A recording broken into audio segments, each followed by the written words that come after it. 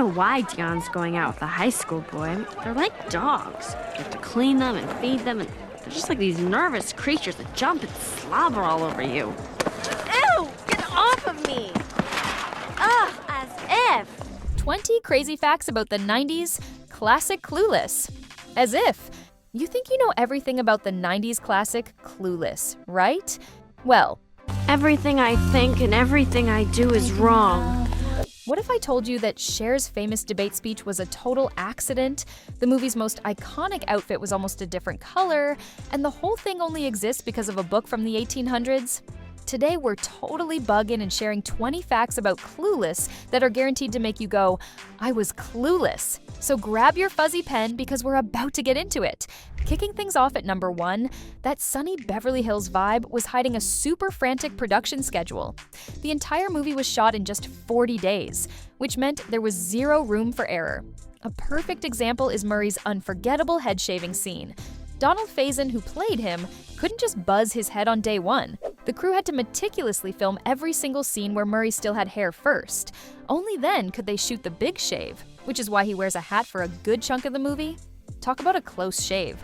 For number 2, let's talk about a bizarre detail in Cher's mansion. Even though it's set in sunny Southern California, a place not exactly known for fireplace weather, Yeah, what's this all about? My report card? Cher's house has at least 3 of them.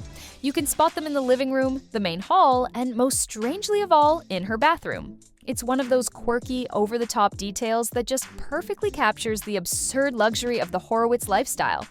At number 3, it's true. The world of Clueless is filled with some seriously in-your-face product placement. If you look closely during the cafeteria scenes, you'll see a sea of brands. The lunch tables are practically billboards for Diet Coke, Minute Maid, and other popular 90s snacks and drinks. It was a classic move for the era, grounding the fantasy world of Beverly Hills in the very real products teens were actually using at the time. Coming in at number 4 is a detail that's handled so cleverly. Long before Cher has her aha moment about Christian sexuality, the film sprinkles in a whole trail of clues for the audience. I dug it. From his sophisticated taste in classic films like Some Like It Hot and Spartacus, to his interest in the author William S. Burroughs, the hints are all there. It's a subtle and respectful way the movie lets the audience in on the secret long before our heroine figures it out. At number 5, one of the film's most memorable scenes is when Dion accidentally drives onto the freeway and the girls are terrified. This wasn't just a random plot point. The scene was written by director Amy Heckerling and was based on her own very real, paralyzing fear of driving on freeways. For number 6, we've got a brilliant blink and you'll miss it character moment. In the packed school cafeteria, while everyone else grabs a standard issue tray, Travis Birkenstock stays completely true to his skater roots. Instead of a tray, he just slides his skateboard along the line to carry his food. It's a tiny, perfect piece of physical comedy that tells you everything you need to know about Travis without him even saying a word. Speaking of Travis, at number 7, the actor who played him, Breckin Meyer, was the real deal. He actually performed many of his own skateboarding stunts in the film. Meyer was so committed that he even injured himself while filming the scene at the halfpipe competition. So, when you see Travis shredding, you're not just watching some actor faking it, you're seeing Breckin Meyer's genuine skills. Coming in at number 8 is a fact that'll make you rethink Murray's signature look. Those braces that seemed so central to his character, completely fake. Donald Faison didn't actually need them. The braces were a clever prop used to hide an extra tooth he had at the time, giving Murray that distinct teenage look that perfectly fit his keeping it real attitude. At number 9, here's a surprise about the man who never ages, Paul Rudd. He was so charming and had such a theater background that when he first showed up, many on set thought he was there to read for the part of the sophisticated Christian. He actually auditioned for several roles, including Murray, before landing the part of the intellectual and sweet-natured Josh. And staying with our favorite Baldwin for number 10, it turns out Josh's wardrobe was less costume design and more just Paul Rudd's actual closet. Rudd brought a bunch of his own clothes to the set to create Josh's down-to-earth collegiate look. That includes the iconic Amnesty International t-shirt and his University of Kansas hat. both were personal items that perfectly captured Josh's socially conscious character. Okay, we are halfway through our list and already buggin'. If you're loving these behind-the-scenes secrets, do us a solid and hit that like button. And if you want more deep dives into your favorite 90s movies, be sure to subscribe so you don't miss a thing.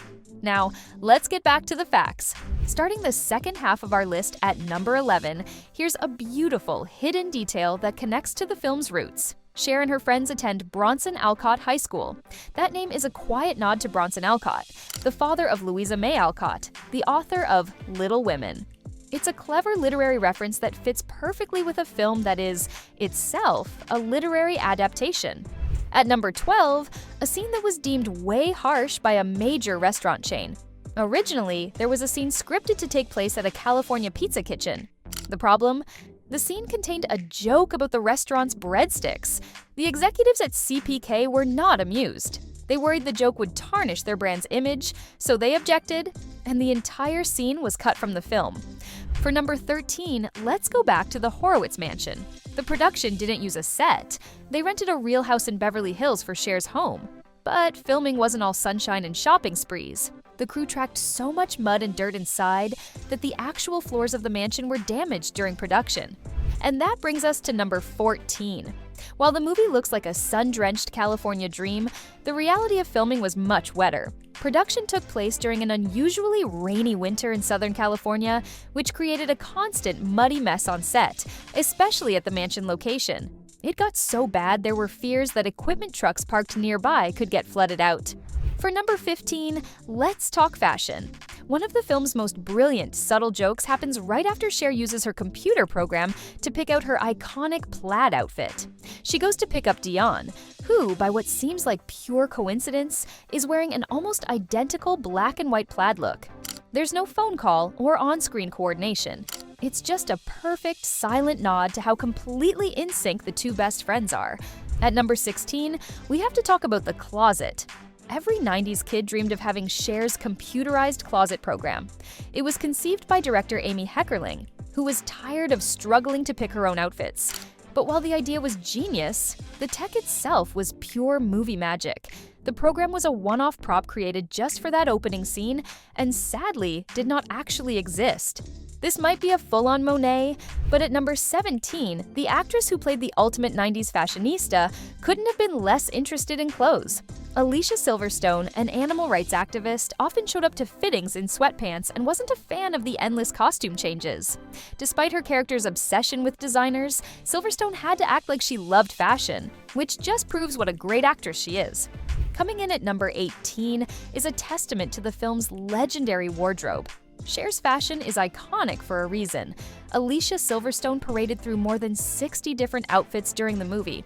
That's an incredible number for any film, and it meant that some days Silverstone had to change her entire look multiple times just to get a few scenes filmed. At number 19, we have to bow down to the queen of all movie outfits. That unforgettable yellow and black plaid suit wasn't a Jean-Paul Gaultier piece, but was actually the masterwork of costume designer Mona May. At a time when grunge was the dominant trend, May and director Amy Heckerling wanted Cher's first appearance to be a ray of sunshine. They tried the suit in red and blue, but the yellow one made Alicia Silverstone pop and instantly defined her as the queen bee. And the number 20 crazy fact about Clueless is that this ultimate 90s teen comedy is secretly a brilliant adaptation of a classic novel. The entire film is a modern-day retelling of Jane Austen's 1815 book, Emma. Cher Horowitz is Emma Woodhouse, the well-meaning but clueless matchmaker. Beverly Hills is the English village of Highbury. Josh is the wise Mr. Knightley, and Ty is the impressionable Harriet Smith. It's a masterful update that proves classic stories really are timeless. So, were you totally clueless about some of these facts? From its literary roots to the real stories behind the fashion, Clueless is so much more than just a great teen movie. It's a perfectly crafted piece of 90s pop culture that's just as fresh today as it was decades ago. What's your favorite Clueless moment or quote? Let us know in the comments below, and make sure to subscribe to our channel Watch Riot.